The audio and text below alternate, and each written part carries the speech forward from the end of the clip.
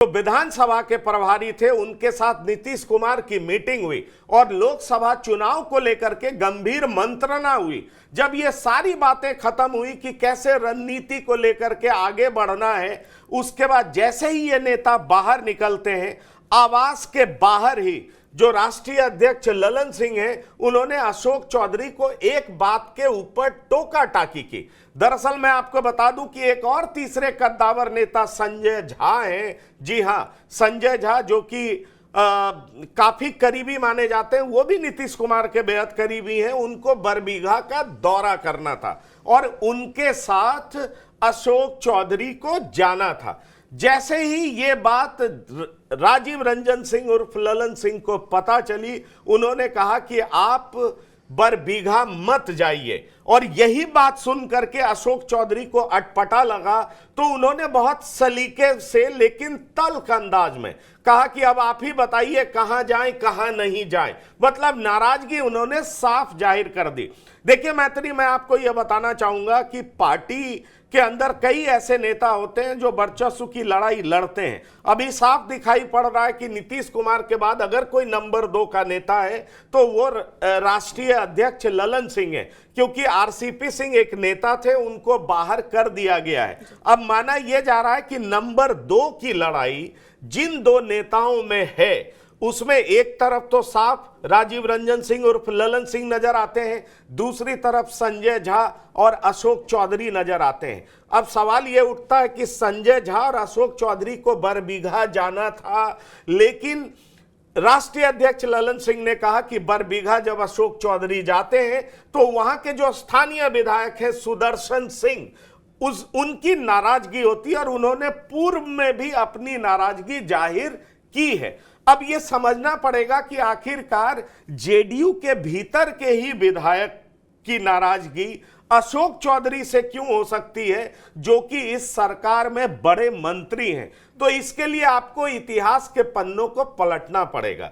दरअसल सुदर्शन सिंह कांग्रेस के दिग्गज नेता राजू सिंह के पोते हैं। राजू सिंह कांग्रेस के बड़े विधायक होते थे और उन्होंने अपने पूरे जीवन में कभी हार का स्वाद नहीं चखा था। राजू सिंह की हत्या हुई थी और उसके बाद आरोपी अशोक चौधरी को भी बनाया गया था। आप जानकर के हैरान हो जाएंगे कि राजू सिंह भी कांग्रेस में होते थे और अशोक चौधरी भी कांग्रेस में होते थे। अशोक चौधरी के पिता महावीर चौधरी बड़े नेता माने जाते थे और राजू सिंह काफी कद्दावर नेता थे। दरअसल अशोक चौधरी की पढ़ाई लिखाई दिल्ली में हुई और अशोक चौधरी जब अपने जगह पर उस जिले में पहुंच करके अपना पैर फैलाने लगे तो राजू सिंह परिवार को अच्छा नहीं लगा और राजनीतिक वर्चस्व की लड़ाई दिखने लगी। उसमें हत्या हुआ, कई लोगों का मर्डर भी हुआ, जिसमें एक दूसरे के खिलाफ नामजद आरोप भी लगाए गए। यह मामला सुप्रीम कोर्ट तक गया। अब वक्त का तकाजा देखिए कि दोनों ने पार्टी बदली, क्योंकि कांग्रेस की स्थिति बिहार में अच्छी नहीं रही। अशोक चौधरी भी जेडीयू में आ गए, जेडीयू में कार्यकारी अध्यक्ष बनाए गए। अशोक चौधरी दलित जाति से आते हैं, दलितों को साधने के लिए नीतीश कुमार ने उनको अपनी पार्टी में लाया, कार्यकारी अध्यक्ष बनाया। उस समय कहा जा रहा था कि अशोक चौधरी अपने साथ कई कांग्रेसियों को लाएंगे, लेकिन अगर आप सुदर्शन सिंह की बात करें तो उनको भी जेडीयू से टिकट देकर के बरबीघा से ही लड़ाया गया। अब कमाल देखिए, बरबीघा से ही अशोक चौधरी के पिता महावीर चौधरी पहले विधायक होते थे।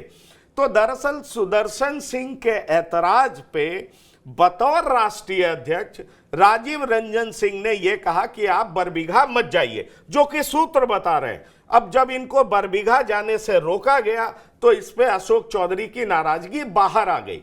इस नाराजगी की और भी एक वजह है। कुछ समय पहले जमुई भी पास का एक जगह है, वहां का प्रभारी मंत्री अशोक चौधरी होते थे।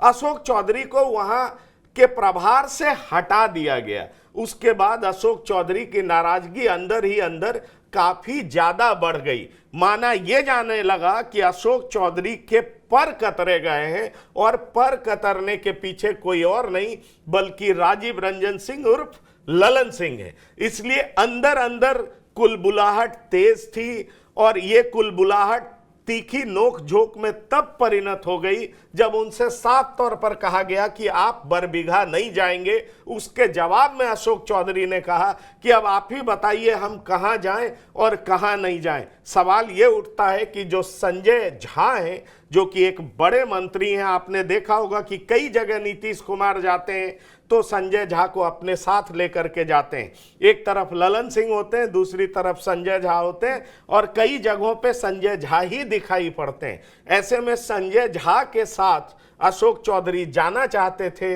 लेकिन राष्ट्रीय अध्यक्ष ने आपत्ति जताई। उसके बाद तीखी नोकझोंक हुई और ये खबर आग की तरह माफ करिएगा फैलने लगी।